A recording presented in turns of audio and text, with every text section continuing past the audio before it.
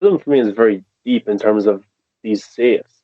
And in this film, there's three safes. We've got the safes created by Hans Wagner, who Dieter kind of idolizes. He knows the history, and he ever since he was a kid, he has studied how to kind of crack safes or the combinations. Even when he was a kid, he created a comic book character, Dieter Ludwig.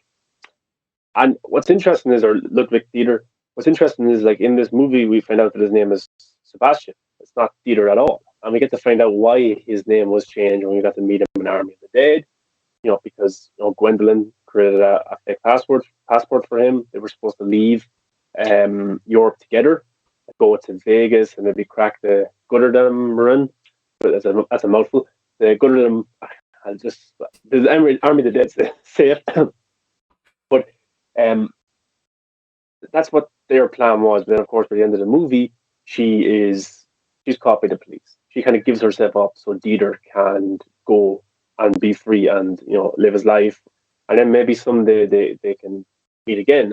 And Dieter's kind of goal is to go to Las Vegas, is to crack the safe we see in Army of the Dead, and he says very specifically, we'll be reunited in that safe, which is interesting when we have all these theories about time loops or why did Dieter push Van der Rohe into the safe at the end of Army of the Dead to save his life. But also, if you follow the story of each safe, it's the story for each safe. Hans Wagner gives them all names, and the name of each safe has got to do with a composer. I'm forgetting the composer's name right now. Richard Wagner was the composer's name, a real world composer. Hans Wagner is fictional; he's not a real character whatsoever. But Richard Wagner was a composer. He wrote music, and this was his biggest work, his most well famous work was the Siegfried, the Valkyrie, and the Rheingold and the Gutterdam. That was his kind of symphony. That was his big musical piece. So each safe is named after a kind of a part in that The ring music. cycle.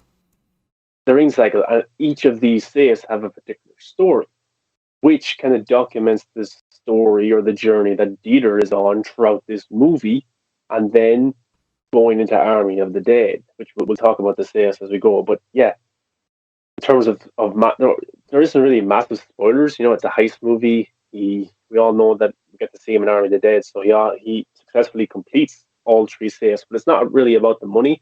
I think he just gets enough money in the end to go to Vegas, go to America with the big passport. But yeah, there's overall there's not much spoilers to give away. It's just on the surface, it's a love story. It's a heist movie, but there's deeper stuff there if you definitely want to look for it. But what I found interesting as well is that Dieter has kind of prophecies or dreams or nightmares throughout this movie where he encounters zombies, foreshadowing what will happen to him in Army of the Dead. And as this story unfolds, is just the beginning of the zombie apocalypse in Vegas. And in the first time he meets a zombie, it's actually a reference to Dawn of the Dead. I don't know if you've seen that zombie film by Zack Snyder, but in that movie there is the opening kind of zombie that we meet. The opening kind of kill is a little girl, and she kills her father. So that scene was very similar to Dawn of the Dead when Peter opens the door and there's a little girl there, a zombie girl, and then she attacks him. And then other zombies come as well. And then the second kind of meeting of zombies in Army of Thieves is he's having this dream where these zombies are coming towards him. He opens the safe. I think it's the Siegfried. I think he opens that one. And then he goes inside it to protect himself from the zombies. But then a hand reaches over him, grab him, which is probably a zombie as well, kind of foreshadowing what happens with Zeus in Army of the Dead. When he pushes Van der Rohe into the safe, he's trying to close the door, and then Zeus kind of grabs his face with his hand. That kind of foreshadows that it's there. So some people say there's nothing deeper with this world or this franchise. I definitely think there is, and I think Zack Snyder is Zack has told us multiple times there is. yeah, people aren't listening to Zack, but also he's referencing Norse mythology a lot. In terms of even the safes have Norse mythology. The stories that are being told is of Norse mythology. And then even Zack talked about it yesterday on a Vero live stream about the movie. When Zeus is on the horse going towards the building in Las Vegas, it tells the story that's there's like an art piece there that tells the story of the origins, maybe for the zombies, or the origins of what's going to happen in the Army of the Dead prequel.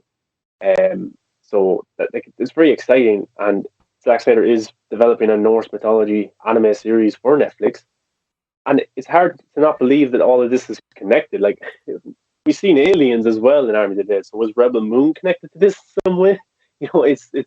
It's very exciting. Is the Norse mythology one connected, because he's using all of these pieces together? So I think Dieter.